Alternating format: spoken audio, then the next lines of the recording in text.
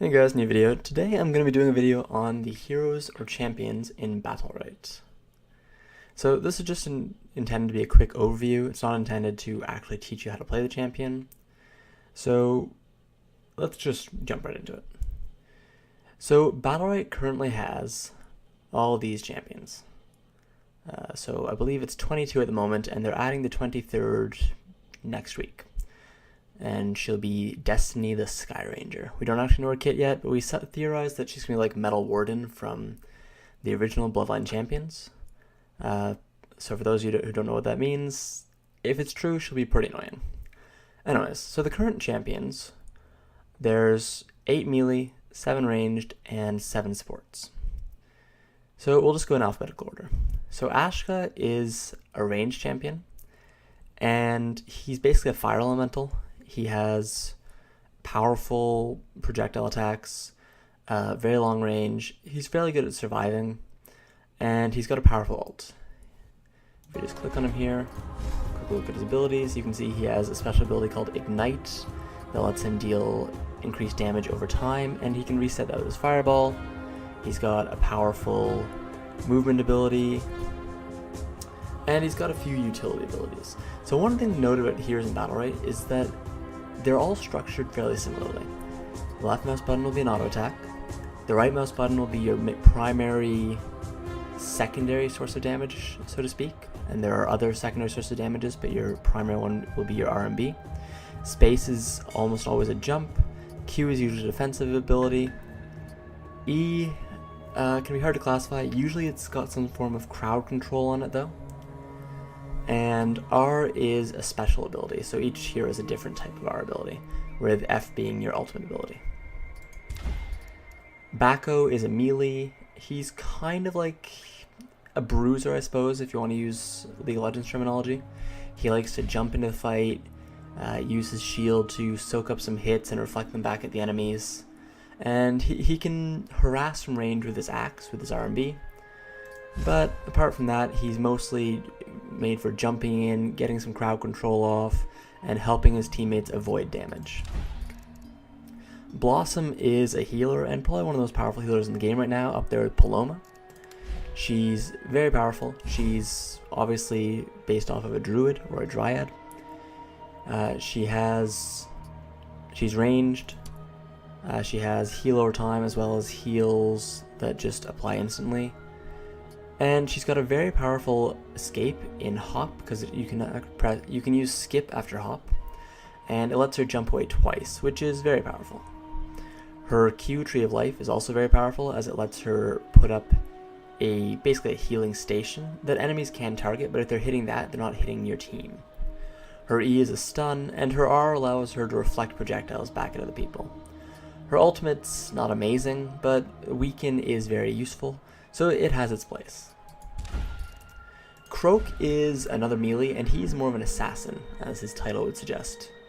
He's made for jumping on the enemies, getting a few hits in, and then resetting. So CROAK has a special passive where he has almost an ammo system. His first 4 attacks come out much faster than any other attacks afterwards, and he can reset this ammo using his Frog Leap or his Camouflage, and I believe his ultimate resets as well. And Frog Leap can be cast twice, so you can use your 4 charges, get on someone, use your 4 charges, Frog Leap, use your 4 charges, Frog Leap back, use 4 charges again, Camouflage, reset, get the stun off, and then use 4 more charges. So CROAK can have a lot of burst damage, but he's also a little trickier to play, although he is known as a pub stomper because having so much mobility and having his Q be a camouflage that gives him a stun, so a stealth with a stun in it, make him very powerful against people that aren't quite used to the game yet or are kind of new. But because his Q is not a parry or counter defensive ability, he's much weaker if he uses his jumps to get in than other heroes such as Raigon or Shifu will be. So Esmo is another of the ranged heroes, and he's pretty fun to play. He's kind of like a machine gunner because of his R ability. His R ability lets him summon a tome, and that tome will mimic all of his auto attacks for half damage. which lets him throw the tome down and then just pelt you with auto attacks. His space, just like with Blossom and with CROAK, can be cast twice, and he's also got a very powerful charge ability, which has a right on it that lets you use silence. His E is a shackle, and his F is a pretty interesting ability. It's not super powerful, but it does a lot of damage, and it has a pull effect, so it'll try to pull enemies towards it. It's not like, don't think of it like a graviton effect, such as Zarya from Overwatch. It's not going to force all the enemies immediately into it. It's not a vacuum, but it will kind of try to suck them back and reduce their movement speed if they're trying to get out of the effect before it goes off. FREYA is probably the best 1v1 duelist against other melees in the game. She is not as good against ranged. In fact, one of her problems is sticking power against ranged. But against other melees, FREYA is one of the most powerful in the game. And she's also very powerful against newbies because of how her counter works.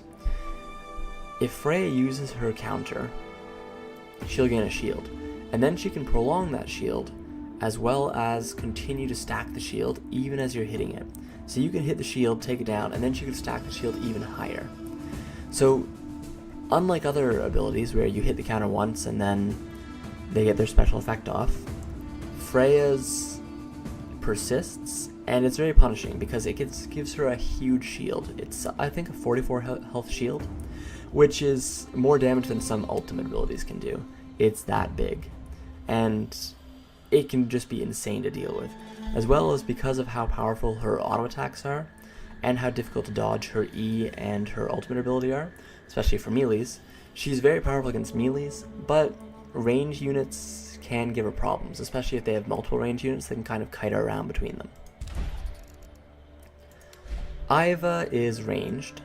She's basically a little old grandma. And she has a little machine gun.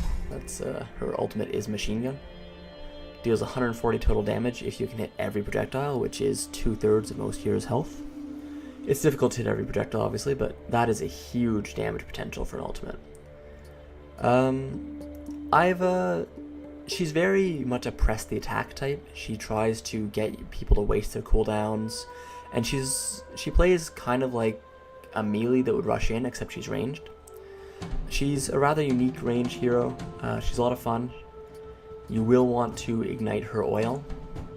So if you use her space, you put jet oil on the ground, and then you can ignite the oil with your rockets or your flamethrower. So she takes a bit of practice to learn, but she's a lot of fun, and she has huge damage potential. So just be aware, if you're against an Iva, that you want to save and escape if you think she has her ult up, because that will shred you. Jade is the tutorial hero, like Ashe is to League of Legends. She's a ranged hero, fairly basic. She shoots normal revolver shots with her left click. Her right click is a snipe that stuns. Most people will take the right for this to make it do even more damage, as this is one of the best abilities for stealing the orb in the game. Her space is a rocket jump. It just stuns anyone around her and jumps her away. Her Q is a stealth. Her E is just a quick, you'll fire a bullet, you'll interrupt your enemies, and you'll silence them very briefly. And her ultimate is kind of like a shotgun blast that shoots them away. Or sorry, not her ultimate, her R. Her ultimate is a series of shots, kind of like snipe. They don't stun, but they come out fairly quickly. There's 4 of them. It's a fairly powerful ultimate, but it's not something that's going to change a 1v1 fight for you against a melee, because they're up in your face and it has a bit of a cast time. And by the time you've cast it, they can quickly get behind you. You'll have to turn around to try and hit them the second shot, or they can just use an ability to run away. But it is very powerful for turning a fight when you can get a bit of range, which as Jade is pretty easy because you have both your stealth, your rocket jump, and your junk shot to make space. So getting the space is pretty easy. It's just if they focus down on you, if more than one hero focuses down on you, Jade can have problems, because while she does have a lot of ways to escape, once she uses these, she's a sitting duck, just like every hero, but her Q is not invulnerability, it's just stealth. You can still be hidden in your stealth, and your junk shot does cost energy. So your space and your stealth are your only real escapes, and your stealth isn't as reliable as your space. Jumong is a ranged hero mostly known for his area of effect denial. He's very good at denying an area and basically making any enemy that wants to get in there feel the hurt. He's long range, but he's only got one real escape in Black Arrow. His bear traps, he can put down 2 of them. I believe that's a Battlerite. You need a Battlerite to put down 2 of them, but pretty much everyone takes it because it's amazing. And he does have an R ability that will allow him to escape as well, but similar to Jade, it costs energy. And unlike Jade, he doesn't have escape on Q. His Q is actually fully offensive in nature. Lucy is a support. She fires toxic bolts, she throws potions, and she helps her allies, just like most supports. She's a fairly interesting hero, and she's actually a lot of fun to play. She's got a rather high skill cap. I will warn you right now, don't pick up Lucy expecting to be good with her right away, unlike some of the other supports, such as, say, Sirius or Pearl. Lucy will take you some time to learn, but it's worth learning because she is very powerful. She doesn't have a jump on space, unlike most heroes. Her jump is on her R, but her space is a shield, and it can be used on her friends as well. Her right mouse button, just like with most supports, is a heal. Her Q is pretty interesting because it knocks people away and cleanses negative effects from allies and removes positive effects from enemies, which is pretty important and can change a lot of fights for you. Her E causes panic, which is another CC, and her EX ability for both her E and her LMB are CC. So if you're looking at Lucy, you're going to see a theme of she has a lot of crowd control and ways to turn a fight in her favor. She only has one escape, and that's R, but she has lots of ways to prevent enemies from getting onto her or from doing any damage to her with her E, her space. Her Q can let her get away if they're trying to stay on her with snares, and both her EX abilities. So she's a lot of fun, she's really cool, and she's cute as fuck, so playing her is pretty fun. OLDUR is another support, but he's well known for being very good with the Battlerites. So if you take the offensive rights over the supportive or defensive rights, you'll probably do a lot better with OLDUR. He's not that straightforward. His left mouse button applies a time bomb effect, but you can dodge this if you have any way of making yourself invulnerable or invincible. Most jumps will do this for you. His right mouse button is a simple heal, as he's a support. His space is just a jump. His Q is a barrier, similar to Esmo's. His E is fairly unique. He'll throw his hourglass to an area. It'll explode to do damage and inflict a slow that decays over time. And it also will consume Time Bomb, dealing all damage instantly. So if you have your left mouse button on someone, and they're just gonna use their jump or something to get away with it, and you hit them with their E, it'll detonate the Time Bomb instantly. So it's a way to get a lot of burst damage off with OLDUR. His R is also somewhat interesting, as it can inflict Petrify, and it's a knockback. And his ultimate is, once again, interesting. Like, OLDUR is a time hero, and most time heroes in pretty much every game are pretty interesting. OLDUR's no exception to this. Playing with time is always a lot of fun. So time travel lets him reduce, or target allies' cooldowns are reduced by 25%. Target is removed from the fight for a short duration before reappearing at target location, stunning all nearby enemies for 2 seconds. So it's pretty powerful, but it can be hard to land properly on people. Like, it's easy to land on your ally as it's point and click, but your ally, it can be hard to land the stun. And you can actually mess up your allies pretty hard with this, as if they're trying to set something up on their own and you're not communicating with them because you're in solo queue or you just suck at communicating with friends, you can mess up their game plan pretty hard if you use this on them without them knowing. Pearl is another support. She's pretty powerful. She's one of the best duelists in the game, ironically, even though she's a support. And supports in Battlerite are different from supports in other games, because supports in Battlerite, it's not like they're there purely to support you. It's more like they have abilities that can help their team out, but they're still there to battle. Every hero in Battlerite is there to battle. Supports are not there to help someone else battle, they're there to battle and maybe help their team out a bit here and there. So Pearl has very high damage on her left mouse button, on her basic auto attacks, and she can charge it. She has a few ways to charge it. Her dive is the most obvious one, and she can also use her left mouse as an EX ability to charge it, which increases the damage by half and silences the enemy. Which silence is very powerful in this game, as your auto attack is not an auto attack in the classical sense where you can use it no matter what. If you're silenced, you can't auto attack, so that's pretty huge. Her right mouse button is just to heal. She does have charges though. She has 3 charges for it. So you want to remember to save your charges if an ally doesn't need healing right away.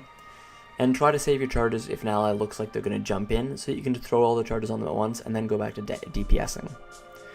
Her space is a jump, just like most others. Technically a dive, and it will recharge the staff, which is pretty important. Her Q is a counter. Her E is her unique ability. It summons a bubble, which slows all projectiles that go through it. And they'll still exist. They will still do their full travel time, but their time is extended while they're in the bubble hugely. Like, they'll go at very slow speed, probably about a tenth of the speed. And then once the bubble disappears, they'll shoot through it at normal speed again. So this can actually really mess with people.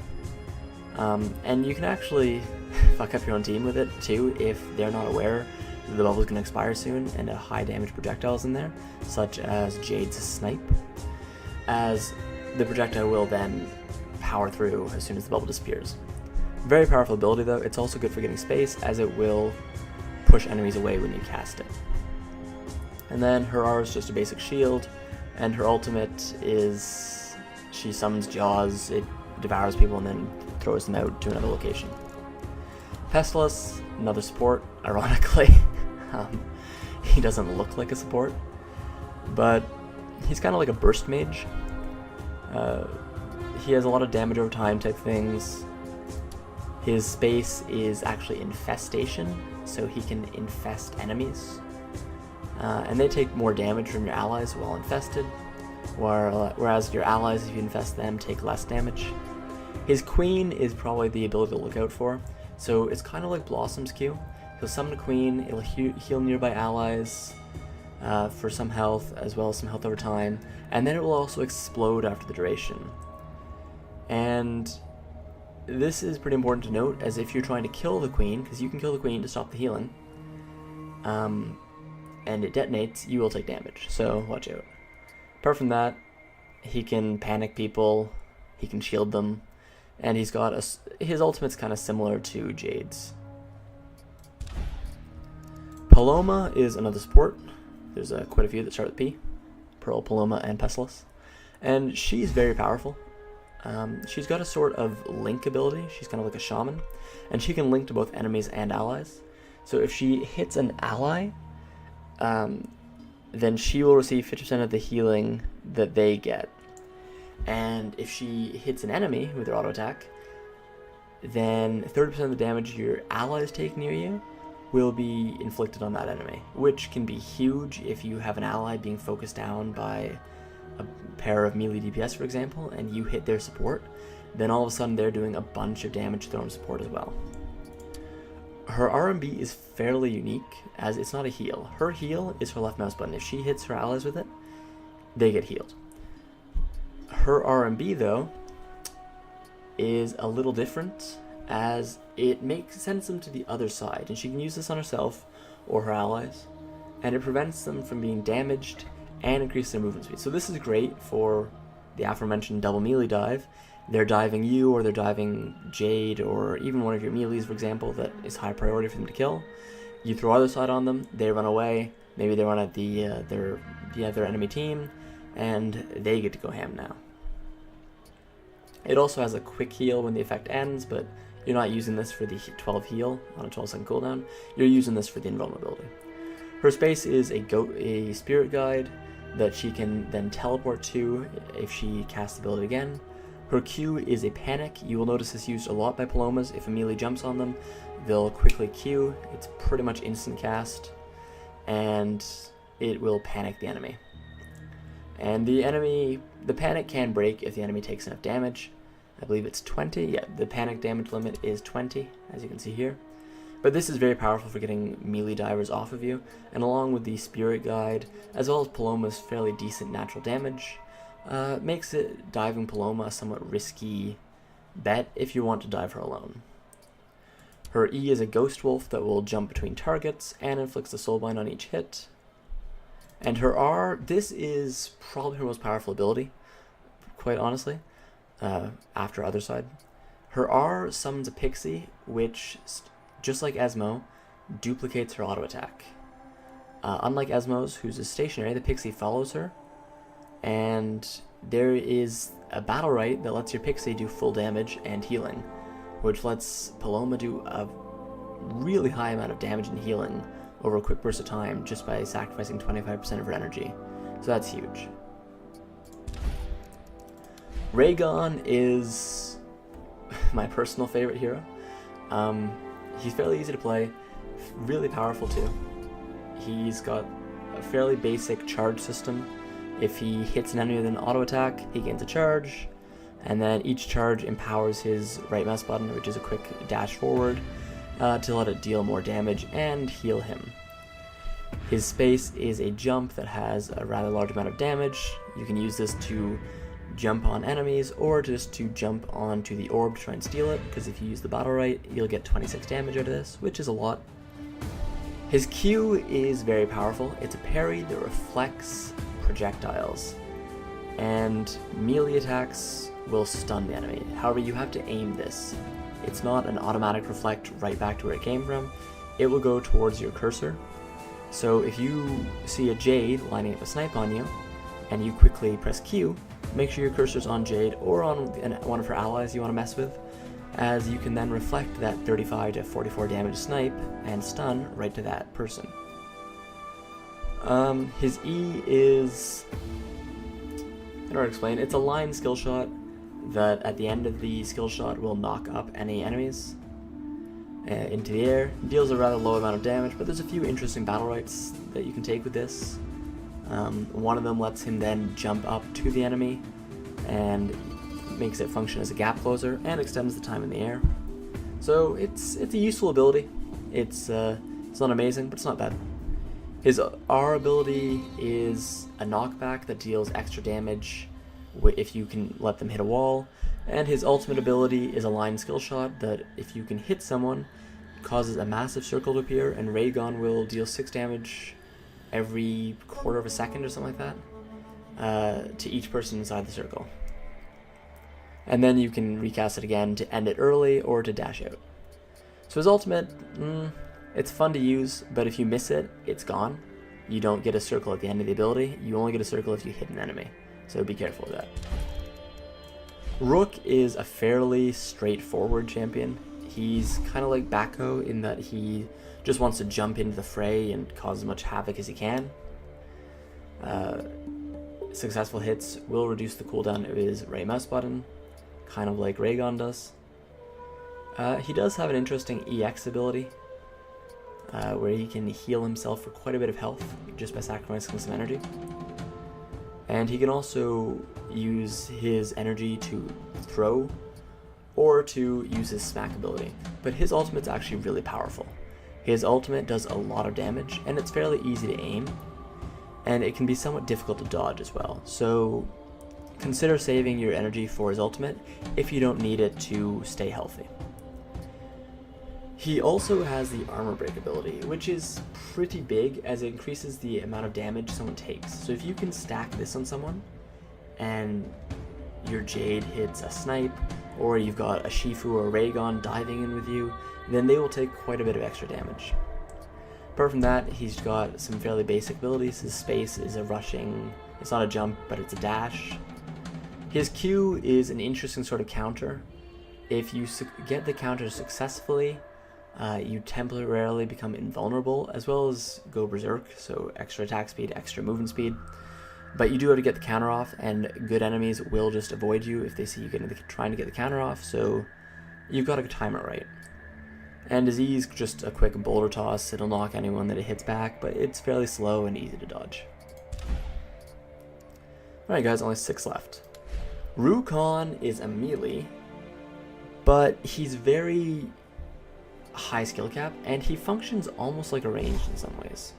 So his right mouse button, only a 5-second cooldown, is Shadow Bolt, and it deals 28 damage, which is quite a bit of damage.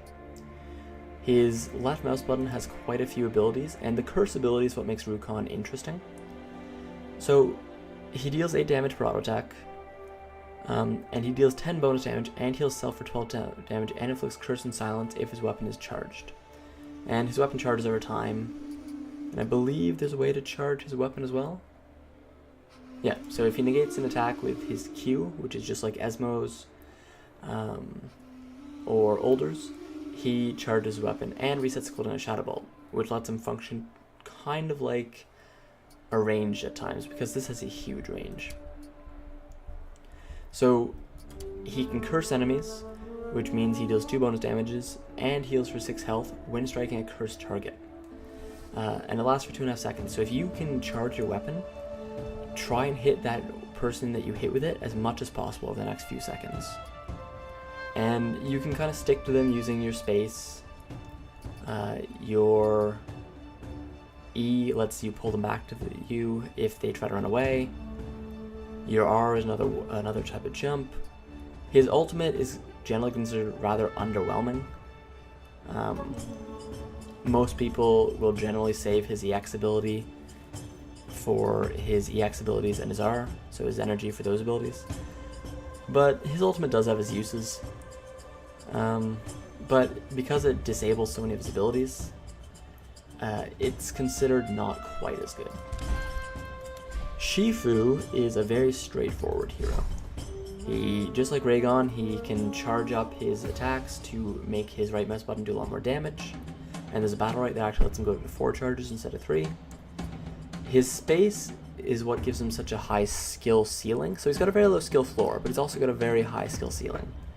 So you temporarily become immaterial, and your movement speed is increased by 35%, meaning you can't be hit, you move a lot faster, and you get to remove all your negative effects. And then you can hit people out of your immaterial for a decent amount of different things based on your Battlerites. His Q lets him become immaterial as a counter.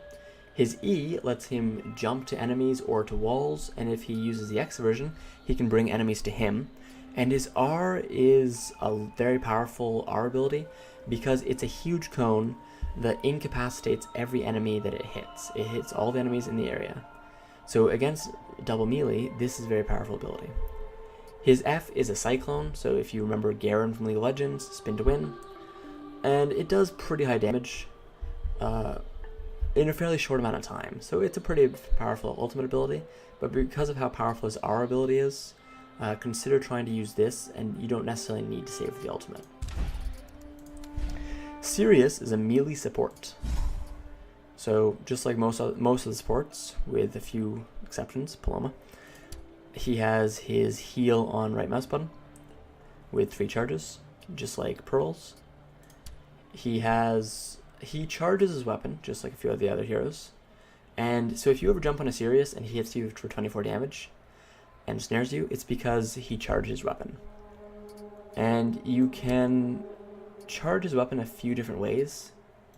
I believe you can charge it just by using the EX ability.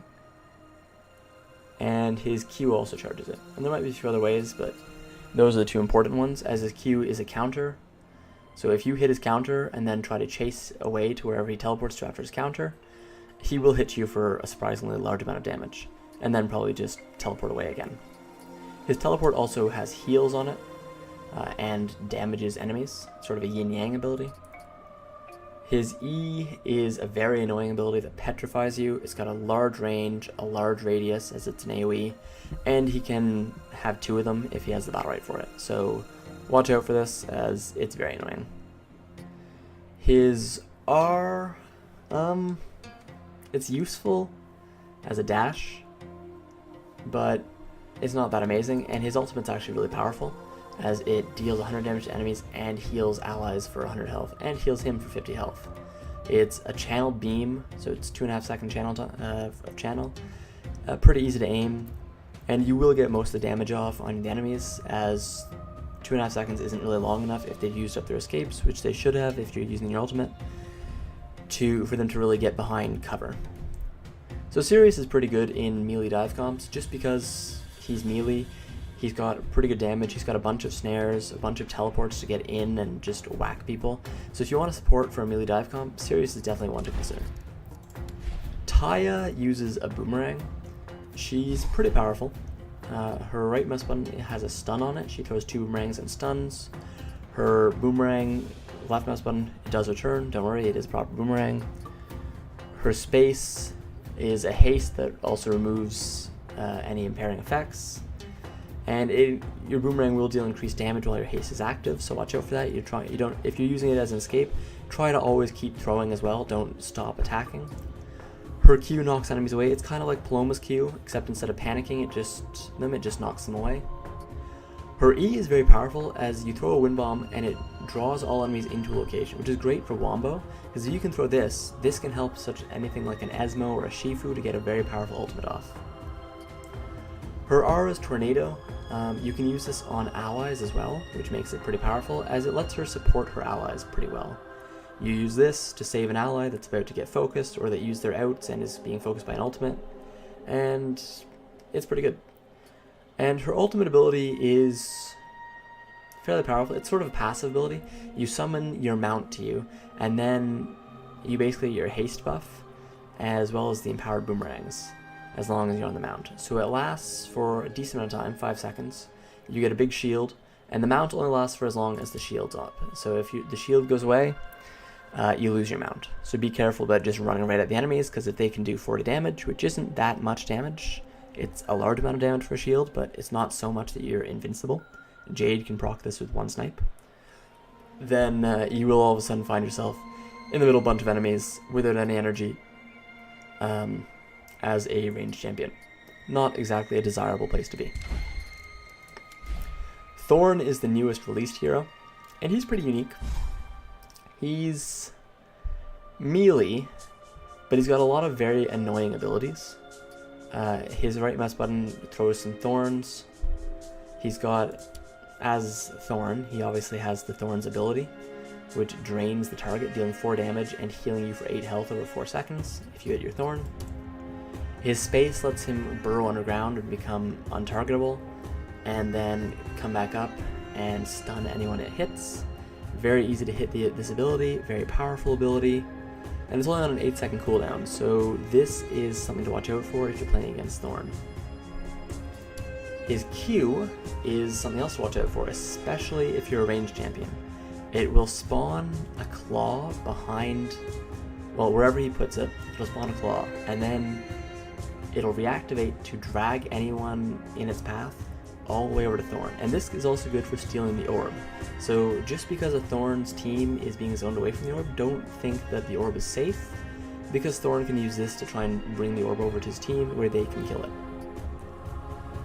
His E is also pretty annoying, as he'll send a bunch of whirling roots forward, dealing 8 damage and entangling the target enemy, and it'll heal him for 16 health. So you might notice here, Thorn has a lot of self-heals. The entangled target is given a shield, but they're unable to move or cast abilities. And if you break the shield, they get away, but it's not a big deal. It's a very powerful crowd control ability. His R lets him do the same thing, but to a target ally, which guards them from damage and disables. And projectile and melee attacks absorbed by it trigger a volley of thorns that deal 10 damage to nearby enemies. So if you're a melee, don't attack whoever he does this to. And while shielded, the target is unable to move or use abilities. So it's basically the allied version of his E. So don't attack any of Thorn's allies or Thorn himself if he uses this. It's just not a good idea. You're just going to take a lot of damage yourself. And it's not like they can do anything while it's up. His ultimate is also very powerful. In fact, this got nerfed recently, because Thorn becomes untargetable and travels to... It's basically a line skill shot. It deals a pretty huge amount of damage, blocks projectiles, inflicts snares, and it'll deal a huge amount of damage over time. So it only deals 16 on impact, but then it deals another 56 over the other 3.5 seconds. And it leaves a 40% snare to anyone caught on it that reapplies periodically. So Thorn is very powerful. He plays a little differently from other melees though. He's another pub stomper, as a lot of new players won't really realize exactly how all his abilities work. There's a lot of new players that will attack into his shields, which isn't always the wrong thing to do, but it's usually the wrong thing to do. And he's a lot of fun to play, but be aware that he is different than other heroes. And then you got Varush, our last hero, currently. He's another ranged hero, looks a lot like Xerath from League. Fairly simple kit, a slow firing but heavy damage, and he heals himself, as well as inflicts corruption, which is sort of a lesser form of weakness. It reduces damage and healing done by 15% for 5 seconds.